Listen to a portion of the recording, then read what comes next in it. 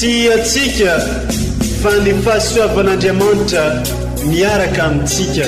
Isika fa ny fahasoavan'Andriamanitra miaraka amintsika noho izy atsika sandrivaky sy asantsika miaraka aminy. Ny fianakaviana no taniketsa ipoiran'ny vocation. Déploie ton cœur et viens nous sauver.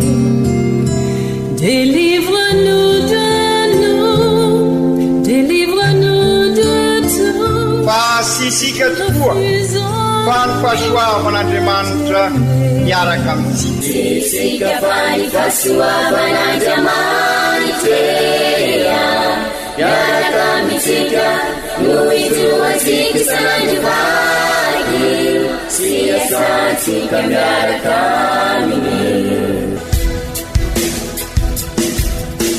Fa olo raika atokotran'isika ao aminy, fianakaviana iray ao aminy, sy misy hevitrevitra ny olo no mampizara indraindray, fa Andriamanitra i Jesoa lay mpiandrony tsara ran'olotra ny aina olo raika, ary ao amin'ny fiangonana ao amin'ny eglizy dia sambatra tsika mahasapa an'izay.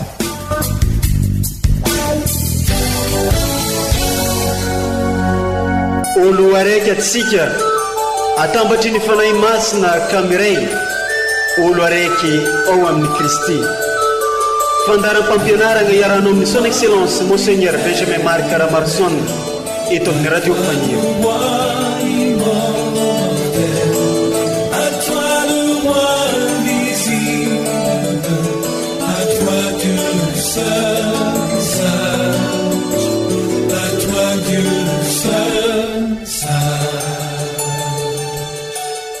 Manolotro fiarabagna sy firariantsoa ho antsika jiaby zay mbola mankafisy magnaraka trany ny onjam-peotsika radio Faniry Maria sy magnaraka ireo fandaragna maro samihafa miainga vaty amin'ny onjam-peotsika.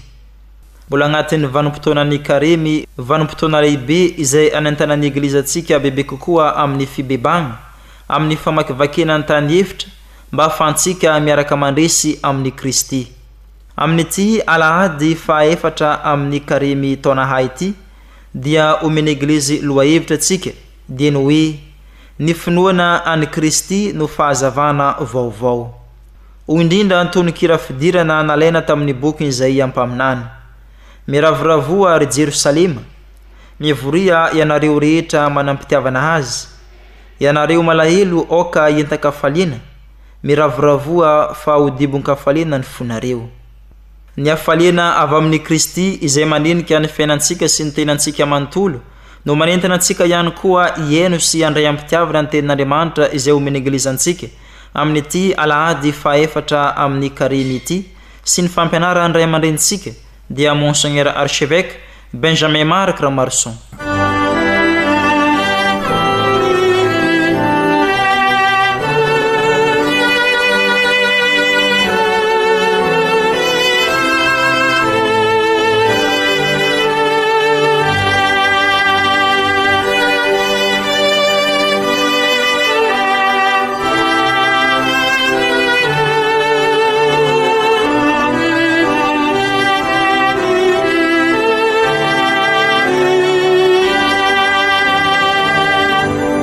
Fankalazana ny tenin'Andriamanitra. Vaky teny masina voalohany. Boky voalohany Samuela. Tamin'izany andro izany, ny tompony teny tamin'ny Samuela nanao hoe: fenoy diloilo ny tagnitrikao, dia mandehana fa iraiko ho any amin'ny Isai any Betlehema ianao, satria amin'ny zanany no nahitako ilay mpanjaka tiako. No nitafiditra izy ireo dia nahita ani Eliaba Samuela ka nanao hoe: mbi eto anatrehany tokoa ilay voahositry ny tompo. Fa hoy ny tompo tamin'ny Samuela: aza ny tarehiny no jerenao na ny ahavo ny tsanganany, fa efa natanilako io. Tsy mba izay hitany olombelona no izy, ny olombelona mijery ny tarehy, fa ny tompo kosa mijery ny fo. Nampandaloviny Isai teo anatrehany Samuela koa ireto 7 miralay tamin'ny zanany, ary hoy Samuela tamin'ny Isai: tsy misy nofidiny tompo amin'ny reto. Ary hoy Samuela tamin'ny Isai, ireo ihany va no zatovolahy rehetra? Dia hoy Isai, mbola misy ilay faralahy, ka indro fa miandro ondry izy. Ka hoy Samuela tamin'ny Isai, ampanalao izy fa tsy hipetraka ihinana isika raha tsy efa tonga izy. Dia nampanalainy Isai io, mavomena ny volon'izy izay, sady bary maso izy no tsara tarehy. Ary hoy ny tompo, mitsangana, osory io fa io no izy. Dia noraisiny Samuela ny tandroka misy diloilo, ka noosorany teo afovoany rahalahiny io. Ary atramin'izany andro izany sy tamin'ny andro manaraka, dia nidina tamin'ny Davida ny fanahin'ny tompo. Izany ary ny tenin'ny tompo, isaorana ny Andriamanitra.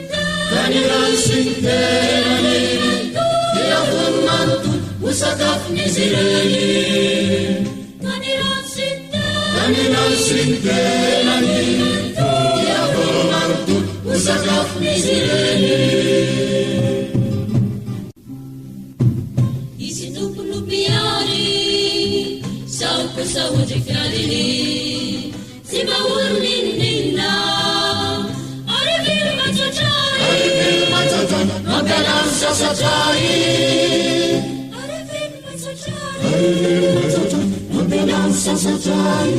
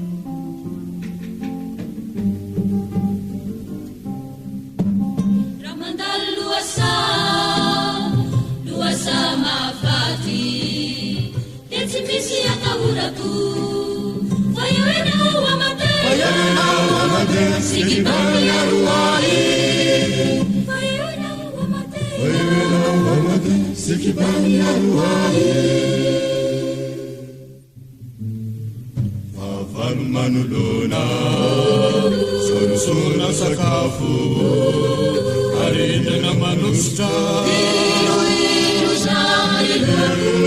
Gastafu Murnasi, Dedica Samaramau.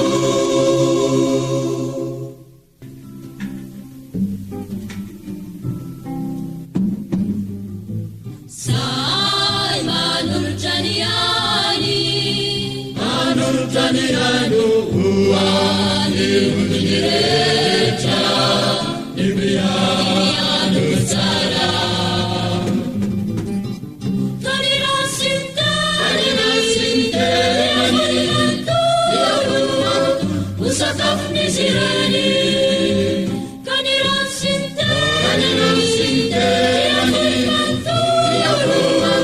Usakaf nizireni Sai Manul Janiani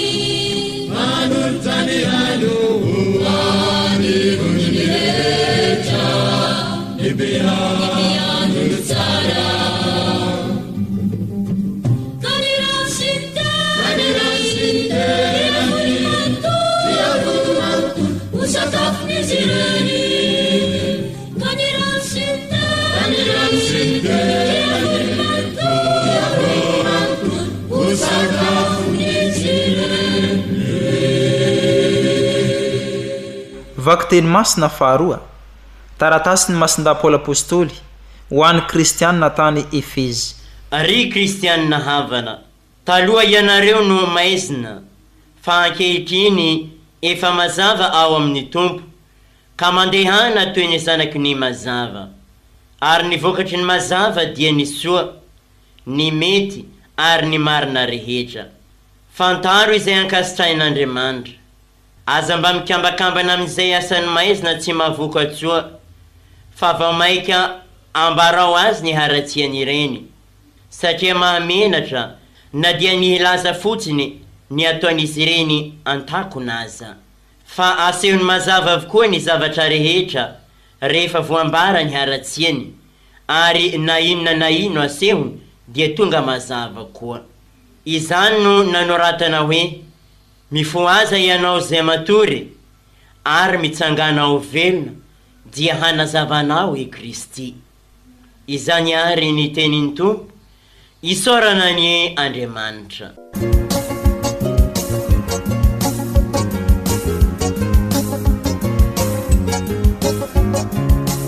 Elizanahari yenane ya mahave dune mampiena ni tale. Elizanahari yenane ya mahave dune mampiena ni tale. Elizanahari mahere ya jimbiu ve mandagizae.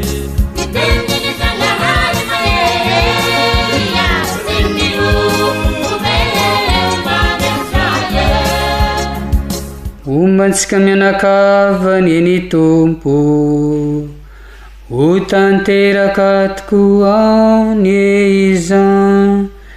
Ny evanjely masina nosoratany masindajoany, ho ninahitra ho anao ry Tompo. Tamin'ny zanandro zany no nandalo i Jesoa dia nahita lehilahy anankiray izay teraka jamba, ka hoy ny mpianany nanontany azy, Rabi, iza mo no nanota io lehilahy io sa ny ray aman-dreny no teraka jamba izy? I Jesoa namaly hoe, tsy izy no nanota na ny ray aman-dreny, fa mba iseho ny asan'Andriamanitra eo aminy no antony. Tsy maintsy manao ny asan'izay naniraka ahy aho raha mbola antoandro, fa ho avy ny alina izay tsy azon'ny olona na iza iasana. Raha mbola amin'izao tontolo izao aho dia fahazavan'izao tontolo izao. No ny voalazany zany dia nandora tamin'ny tany izy ka nanao feta tamin'ny rorana, naosiny ny mason'ilay jamba dia hoy izy taminy, mandehana manasa ny masinao ana amin'ny fariny Siloe. Dia nandeha nanasa izy ka niverina nahiratra. Tamin'izay ny olona nifanankaiky trano aminy sy izay nahita azy nangataka teo aloha nanao hoe, moa tsy ity ilay mipetraka nangataka? Dia hoy ny sasany, izy io. Fa hoy kosa ny sasany, tsia, fa olona mitovy aminy. Ary hoy kosa izy, izao no izy. Ka hoy izy ireo taminy, nanao ahoana no nahiratany masinao? Dia hoy izy, ilay lehilahy atao hoe Jesoa no nanao feta naosiny ny masoko, dia nanao tamiko hoe, mandehana manasa ny masinao ana amin'ny fariny Siloe, dia lasa aho nanasa ka nahiratra. Ary hoy izy ireo taminy, eza izany lehilahy zany? Novaliany hoe, asa dia nentiny tany amin'ny farisianina ilay jamba taloha, fa andro sabata no nanaovany Jesoa feta sy nampahiratany ny masony. Nanontany azy indray ary ny farisianina izay nahiratany, ka hoy navaliny azy, nasiany feta ny masoko dia nosasako ka nahiratra aho. Tamin'izany ny sasany tamin'ny farisianina nanao hoe, tsy Andriamanitra no niaviany zany lehilahy zany fa tsy mitandrina ny sabata izy, fa ny sasany kosa nanao hoe ataon'ny mpanota ahoana no fahavita fahagagana toy izany, koa ny sarakevitra izy ireo dia hoy indray izy ireo tamin'ilay jamba, mba ahoana kosa no filazanao azy fa fanampahiratra ny masinao izy, ka hoy raha lehilahy mpaminany izy, dia tsy netinino ny jody fa jamba sy vao nahiratra izy ka nampiantsony aloha ny ray aman-dreniny ity nahiratra sy nanontaniany hoe ity vano zanakareo izay lazainareo hoe teraka jamba, ka nanao ahoana ary no nahiratany izao? Dia namaly ny ray aman-dreniny ka nanao hoe fantatray fa zanakay ity sady teraka jamba, fa tsy fantatray izay nahiratany izao ary tsy fantatray koa izay nampahiratra ny masony, ka izy no anontanieo fa lehibe izy ihany no oka ilaza ny momba ny tenany. Ny ray aman-dreny no nilaza izany dia no izy natahotry ny jody, satria efa nifanaiky ny jody fa oroahina amin'ny sinagoga izay anaikany Jesoa ho Kristy, ka izany no nanaovan'ny ray aman-dreniny hoe izy no anontanieo fa efa lehibe izy. Dia nantson'ireo indray ilay lehilahy jamba taloha ka nilazany hoe Andriamanitra no ome voninahitra, fa raha iny lehilahy iny dia fantatray fa mpanota, ka hoy ny navaliny azy tsy fantatro na mpanota izy na tsia, fa izao ihany no fantatro, jamba aho taloha ary mahiratra aho ankehitriny. Dia hoy izy ireo taminy, inona no nataony taminao? Nanao ahoana sy ahoana avy no nampahiratany ny masinao? Ka hoy ny navaliny azy ireo, efa voalazako taminareo fa tsy nihainoinareo akory, ka ahoana indray no itiavanareo andre? Teo tonga mpianany koa va ianareo? Dia no tevitevain'izy ireo izy sy nataony hoe ialano mpianany, fa raha izahay kosa dia mpianatry Moizy. I Moizy fantatray fa nitenenan'Andriamanitra, fa iny kosa tsy fantatray akory izay niaviany. Namaly raha lehilahy ka nanao hoe ity indray no magaga, fa tsy fantatrareo izay niaviany, nefa izy no nampahiratra ny masoko. Fantatsika fa Andriamanitra tsy mihaino ny mpanota, fa izay manompo azy sy manao ny sitrapony no enoiny. Na oviana tsy mbola nisy olona re fa nampahiratra niteraka jamba, ka raha tsy avy amin'Andriamanitra izany lehilahy izany dia tsy ahefa na inona akory. Dia namaly ry zareo ka nanao taminy hoe izay ialahy tena teraka tanatin'ny ota indray ve no mampianatra anay, sady noroahiny izy. Reniny Jesosy fa hoe noroahiny zareo izy, ka no ny hitany dia nilazany hoe mino ny zanak'Andriamanitra va ianao?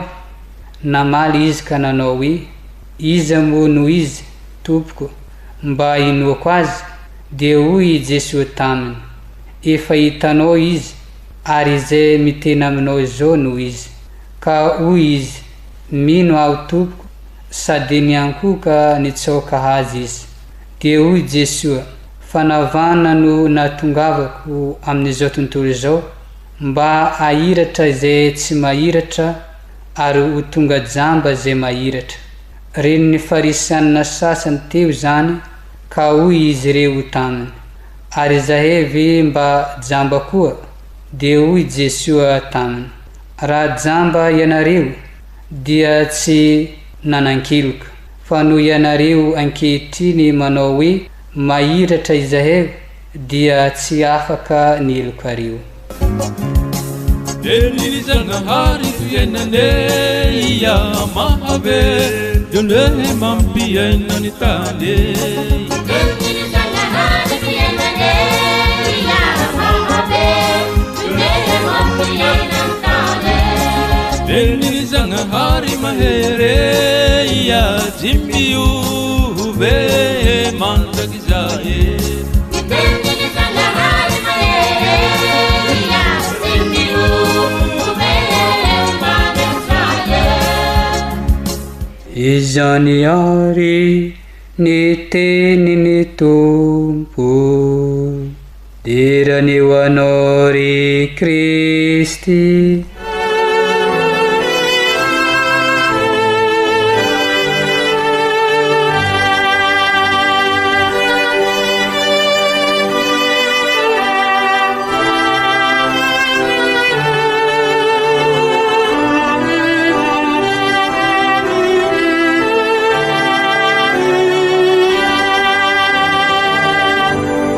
ry kristianina ava malala mizotra trano tokoa ny disika ary miroso makany mpaka sika ary toraka izany ihany koa sy misahatra sika miatrika niady amin'ny rasy fa sy hoe sanatria miady amin'olona alahady faefatra amin'ny karemy zao ary noho izany dia sy hoe lesony dia hiaraka ankalaza ny Pâques sika fa milohan'izay dia hiaraka ankalaza ny 7 marsa isika aserovantsika manokana any Masinday Josepha ray mpitaizan'i Jesosy daty anomboasika ihany koa ny 7 izay atresika miaraka amin'ny Masiny Maria mpanjaka vavin'ny Rozery sy ireo olo-masina sy olo-sambatra ny nosika mba hitoetra eto anivon'izao tontolo izao koa ny fandriampahalemana fantatra sika ny zava-misy ankehitriny ary ho asika eto Antsiranana dia io 7 marsa io ihany koa no anokafana ny 17 taona 75 amby ny aviany ireo frera marista ka ny lofo nandritran'izay fotoana maro zay taona maro zay amin'ny fanabeazana ary dia maro ny sika no nanovo nyzay fanabeazana izay tamin'io toeram-panabeazana io de l'institution Saint Joseph araka ny fiansosika azy ka anasana sika rehetra mety milala araka ny fomba fiteny ny anciens élèves asiaro manokana n'io institution sika io ray taona moa no anatanterahasika an'izay jobily 17 taona izay ka mbola misy fotoana tokoa iverenasika fa de nizao ary omano foa mampanantsika amin'izao volany Masinday Josepha izao ka aokary atoky ny vavaka izany ray mpitaizan'i Jesosy ray mpiaron'ny eglizy eran-tany indrindra araka ny lazaisika teo hiara hivavaka isika mba hitoetra eto anivon'izao tontolo izao sy amin'ity tanindrazasika ity ary amin'ity tanànasika ity ato amin'ny diosezisika ny fiadanana sy ny fandriampahalemana sy afenina fa samy miara-mavozo sika satria araky ny mazatra fantatra ny fotoana anomboan'ny ady fa ny fiafarany tsy fantatra ary indrisy amin'ny fotoana ny ady dia ny ireo marefo sy ny malemy ary ny madinika no mahazo ny fahaizana voalohany ireo no victime voalohany amin'ireny korontana maro isan-karazany reny ka noho izany mila vavaka sy fifadiakanina araky ny voalazan'i Jesosy tamin'ny apôstôly ao Marka 7 sarosika izany satria modely ho antsika i Masinday Josepha lay lehilahy marina sy tia vavaka modely ilaysika tahaka amin'ny fiainantsika amin'izao karemy zao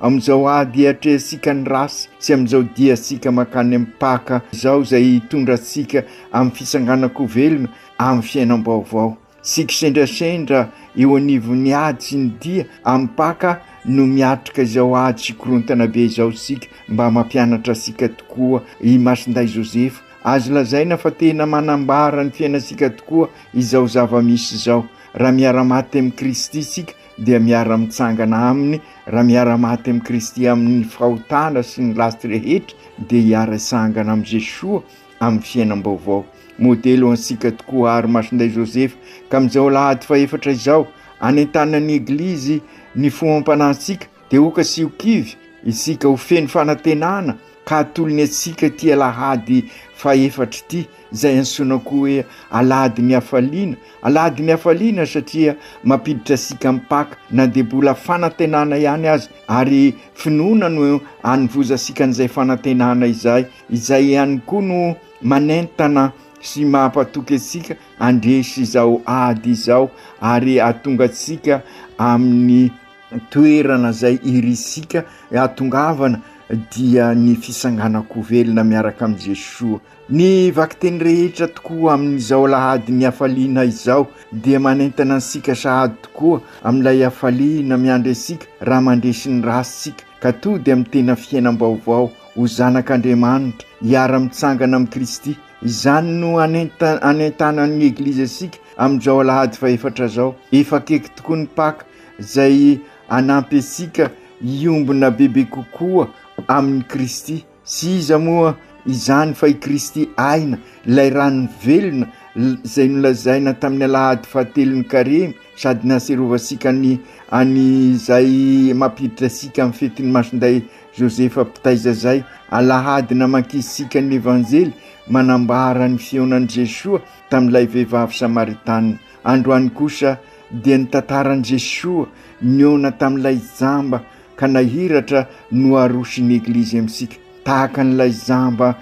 nahiratra isika raha mandray an'i Jesoa.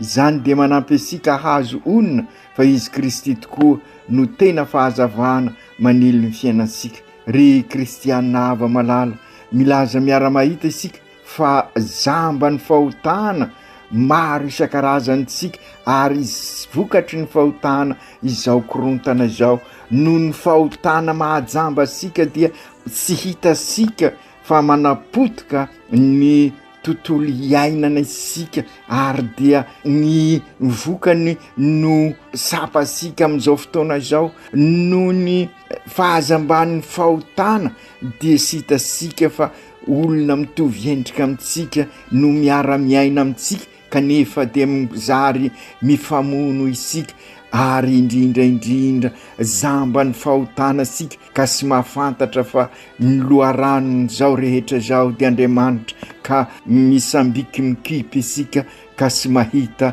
an'izay fahasoavan-dehibe izay. Ry kristiana havana, rehefa ao am' Jesoa nefa isika dia misokatra ny masom-pinoasika satria miara-mandresy aminy isika ka raha misokatra ny masom-pinoasika dia zary feny fanantenana isika ary izay le niaina sika tamin'ny taon'ny Jobily ary io no mbola nampisehivy ny papa tamin'ny eveka raha ny birao ny conférence épiscopale raha niona taminy. Aoka ozy izy sy adinitsika fa ny fanantenana ny tovozisika tamin'ny taon'ny Jobily dia manenika ny fiainatsika manontolo satria ny finoana no manentana ansika ary ny fitiavana no manosika asika. Ry kristiana havana, ny fankalazana ny taon'ny Jobily ny fanantenana zay nahatonga asika ho mpivahiny ny fanantenana no tapitra fa ny fiainana n'izay fanantenana zay dia mitohy hatrany. Ny zava-misy raha teo dia manosika asika arak'izay voalaza zay amelombelona mandrakariva ny fanantenana mba sy ho resy amin'ny ady atrena isika ary sy ho kivy amin'ny lalakale asika. I Jesoa no ilay mibaby asika, izy ilay sy nanota nanaiky ho fahotana ka nibaby ny fahotansika, nandray ny fahotansika ka ny mason'i Jesoa no okary izeresika an'izao rehetra izao.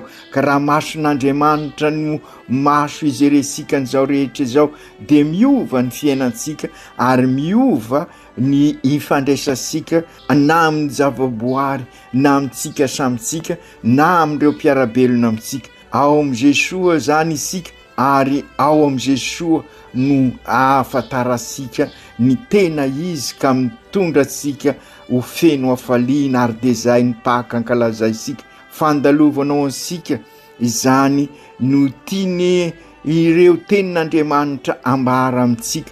Fandalovanao ansika miala amin'ny fahafatesana miala amin'ny fahazambana ka miditra amin'ny fahazavana tena izy ary miditra amin'ny fiainam-baovao tahaka n'ilay zamba teo moron-dalana tokoa ary sika mitalao am' Jesoa mba halainy ny fahazambana manjoa asika maro ny fahotana mahajamba sy manajamba ny fiainansika ka hoy indrindra Jesoa tam'ilay zamba ary miteny amintsika mandehana manasa ny masonao amin'ny fariny Siloe raha isika miaraka am' Jesoa de sy ilaina isony ny fariny ny Siloe no fa de fa i Jesoa ilay mianso asika no tahaka ilay nianso n'ilay vehivavy Samaritanina no milaza amintsika ihany koa hoe raha mba fantatrao ny fahasoavan'Andriamanitra niditra tam'ilay vehivavy Samaritanina ny fahasoavan'Andriamanitra ka nisokatra ny masom-pinoany ka afaka nahafantatra an' Jesoa ary de nanambara an' Jesoa tamindreo manodidina azy araky ny afatra ny Jesoa tam'izay fotoana zay ary zay koa ny mbola lazainy amin'ilay jamba ary lazainy amintsika araky ny voalaza teo mandehana manasa ny masonao amin'ny farin'ny Siloe izany hoe mandehana miavana amin'Andriamanitra mandehana mamonjy ny sakramentany fibebahana de isokatra ny masonao raha manana fanatretena mahasiaro ny fahotasikisika ary zay ny dikany hoe mandehana amin'ny fariny Siloe ka rehefa mandeha any amin'ny fariny Siloe sika manatona ny sakramentany fibebahana dia isokatra ny masosika ahiratra isika ary dia aisika ny toy ny tantara ao amin'ny evanjely ry kristianina havana mety misy olona misalasala be fanontaniana saingy anjarasika ny mizoro tahaka n'io lehilahy io feno fitokina sy fanatretena ka afaka mamiova ary mampiova ny hafa ensika ny valiteny nataony lay lehilahy zamba manamafy zany koa ny voalazan'ireo vakiteny anakiroa na ny vakiteny voalohany na ny vakiteny faharoa zay ensika amin'izao alahady faefatra izao ny vakiteny voalohany de mitantara ny nifidianana sy ny nosoran'ny tompo an'i Davida mpanjakan'i Israely izany na ny rahana ny Samuely ho an'i Betlehema any amin'ny Isaia ka tamin'izay indrindra no nisy fisalasalahana teo aminy isika olombelona tokoa dia vo tratry ny fakapanahy mandrakariva ka mijery ety ivelany fa Andriamanitra kosa mijery ny fosika ka izay indrindra ry kristianina havana amin'izao vanim-potoana ny karem'izao oka ny fosika hosokafasika amin'Andriamanitra ary zay ny tadiavin'ny Andriamanitra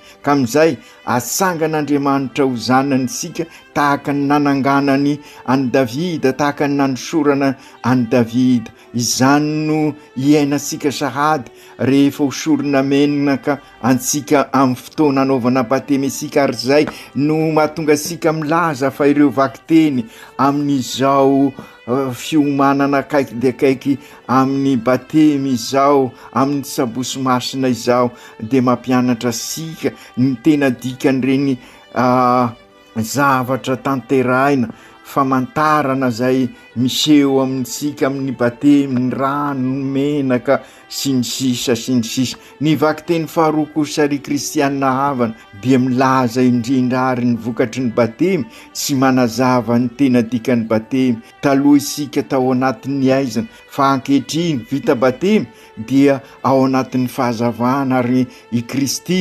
fahazavana no manilo ny fiainantsika na dia ao anatin'ny fahotana na de misy aza ny faharatsiny ny olona araky ny hitasika ao amin'ny evanjely sy ireny fahotana reny no farateny sy izy no nanota araky ny voalazany Jesoa amin'ny evanjely na ny ray aman-dreny fa mba hisehony ny asan'Andriamanitra ary de izay no manambara amintsika fa eo anivisika trany Andriamanitra isika no be siasia ary tady anomesina an'Andriamanitra fa enosika teo ny valiteny nataon'i Jesoa tamin'ireo zay nieritreritra hoe iza no diso iza no nanota de lazainy fa izy no nanota na ny ray aman-dreny fa mba hisehony ny asan'Andriamanitra ry kristianina havana, raha manatona ny sakramenta ny fampihavanana isika, raha manasa ny masosika amin'ny alalan'ny sakramenta, amin'ny alalan'ny fandalianasika ny tenin'Andriamanitra,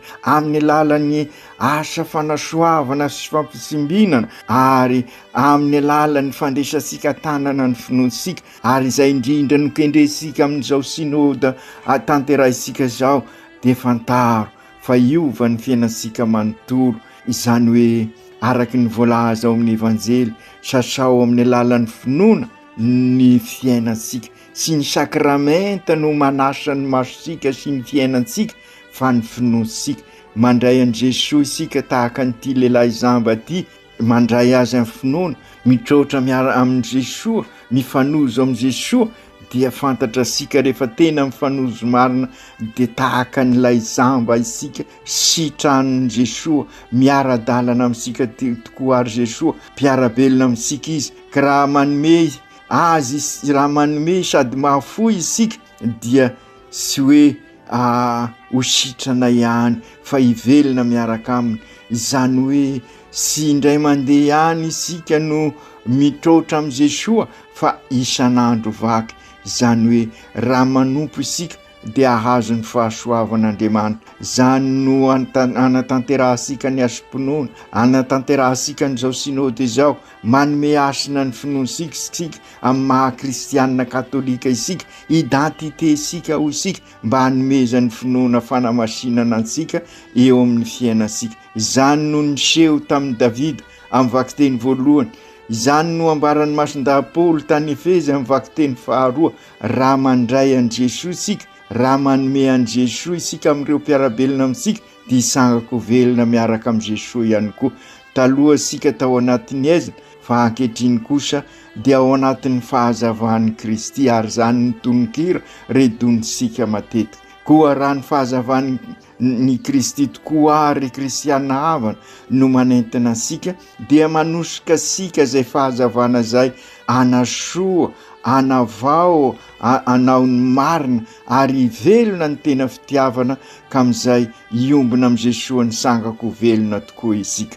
Ry kristianina havana, lay tenin'ny mason-dahapoly no anaovako ansoavo amintsika amin'izao lahady faefatra zao, ho indrindra mason-dahapoly, ary kanentana sika amin'izao fiomanana akaiky de akaiky amin'ny paka zao, mifoazy aza matory, misangana ary raiso Kristy eo amin'ny fiainasika. Ry Kristy zoky eo, ianao tokoa ny mpiarabelona aminay, mitantana ny fiainanay tokoa ianao, marina fa sarotra amin'izao andronay izao ny manavaka ny tena sarobidy sy ny tena izy. Maro ny zavatra mifangaro eo amin'ny fiainanay, mety tsy ahitanay ny tena lalako ombana, ianao no any fahazavana, koa sokafo ny masonay, izay zambany ny zavatra maro isan-karazany eo amin'ny fiainanay. Ampio izahay ombona aminao bebe kokoa, fa efa akaiky izao ny fankalazana ny Paka. Engane ho raisinay ho modely tokoa i masonday Joseph, ka ho lehilahy marina, olo marina tokoa izahay eo amin'ny fiainanay. Ho olona tia vavaka tahaka ny masonday Joseph, dia afaka andresin'ny rasy, ary dia ho toto-somansara amin'ny Paka, ka hanana fiainam-baovao ao aminao. Ry Maria Renio, tatany mandrakariva ny dianay, aza vela isaraka aminao zahay hatrany amin'ny Kalvery, eo apototry ny azo fizaliana. Aoka tanteraka izany amin'ny anaran'ny Ray sy ny Zanaka sy ny Fanahy Masina. Amen.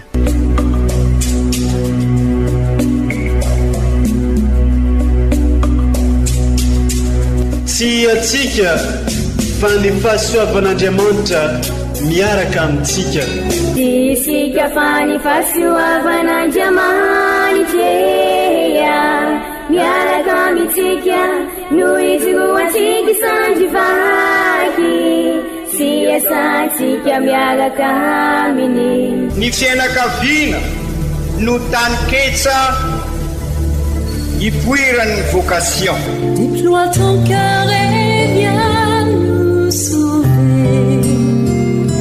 Délivre-nous de nous, délivre-nous de tout. Fasisika tokoa fa ny fahasoavan'Andriamanitra miaraka amintsika. Isika fa ny fahasoavan'Andriamanitra miaraka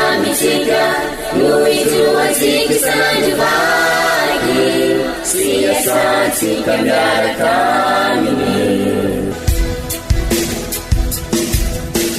Fa olo raika tokoatran'isika ao aminy fianakaviana iray ao aminy tsy misy hevitrevitra ny olo no mampizara indraindray fa Andriamanitra i Jesoa lay mpiandrony tsara ranolotra ny ainy olo raika ary ao amin'ny fiangonana ao amin'ny eglizy dia sambatra atsika mahasapan'izay.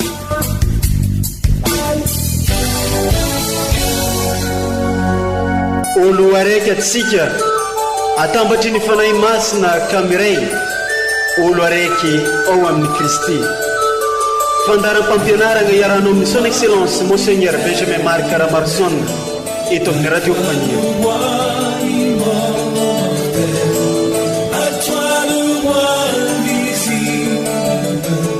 À toi Dieu seul.